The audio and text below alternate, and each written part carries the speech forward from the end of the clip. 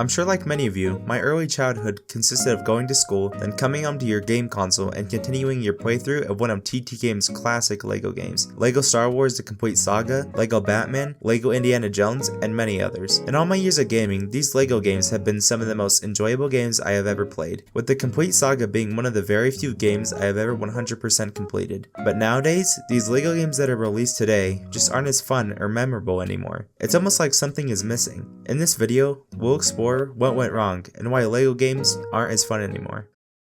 So why aren't these games as fun as they used to be? I think it comes down to 4 main reasons: the evolution of gaming over the years, a focus on money more than quality, repetitive gameplay, or it's simply just nostalgia and we've all gotten older. Let's start with the first point. As technology evolves each year, so do video games, with games like Fortnite, which used to be a bright and cartoony game, that have now become ultra realistic with real life physics, and story games without voice acting seem to be at a disadvantage. LEGO games have also fallen victim to this. The graphics have evolved into becoming far more realistic than I think LEGO games should be, and while yes, everyone loves a good looking game, I just don't think that this is what LEGO games need. There was a certain charm the old graphics of LEGO games had. Along with this, LEGO games began to use voice acting. The mumbles and grunts that were present throughout the earlier games were so iconic, and it made for some very funny and memorable moments.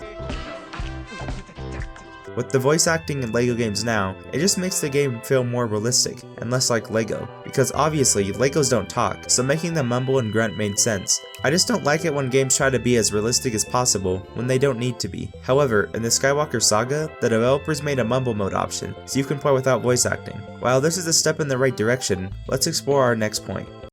In the beginning, TT Games focused on making games based on franchises everyone seemed to mutually like: Star Wars, Batman, Indiana Jones, and Harry Potter, with a few one-off games like Jurassic Park and The Incredibles. They began to branch off and make their own franchises.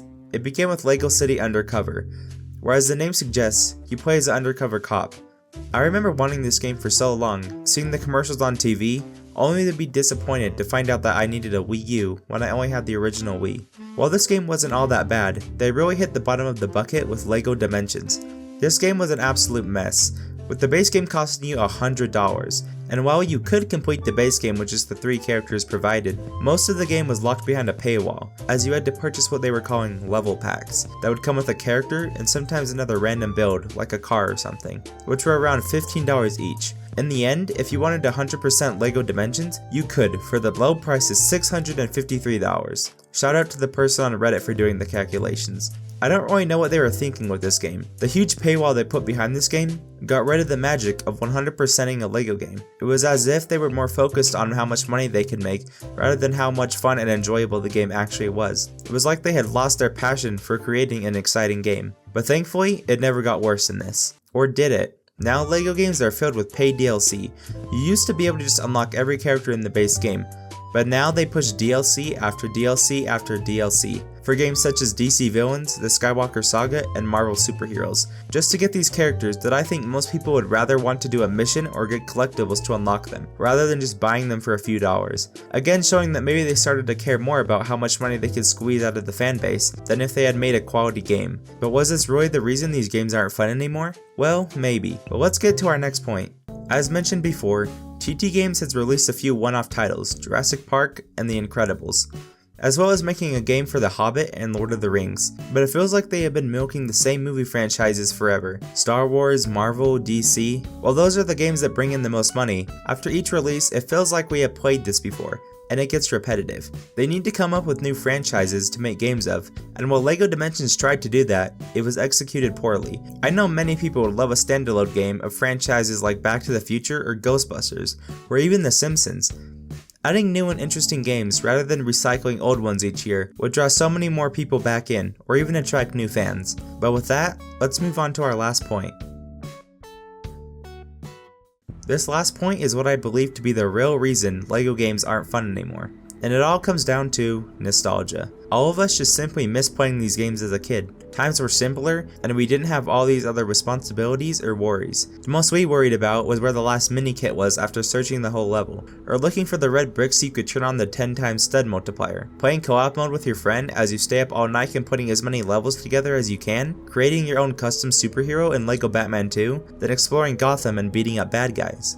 These were special times, and something that unfortunately we can never experience again, but we still try to get these memories back.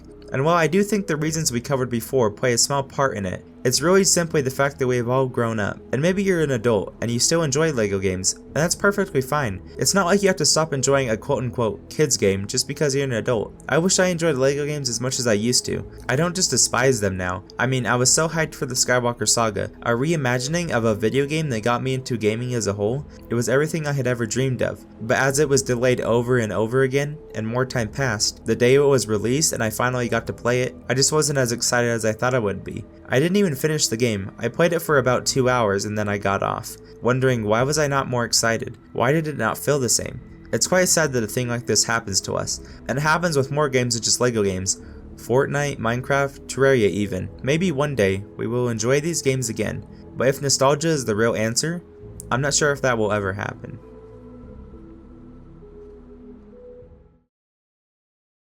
Do I truly think LEGO games are made poorly now? No. I still think the developers put a lot of love into these games. I think that I and many others have just outgrown them, and I'm glad that a new generation of players can enjoy them. If you enjoyed this video, why not subscribe? It would help out a lot. Anyway, thanks for watching.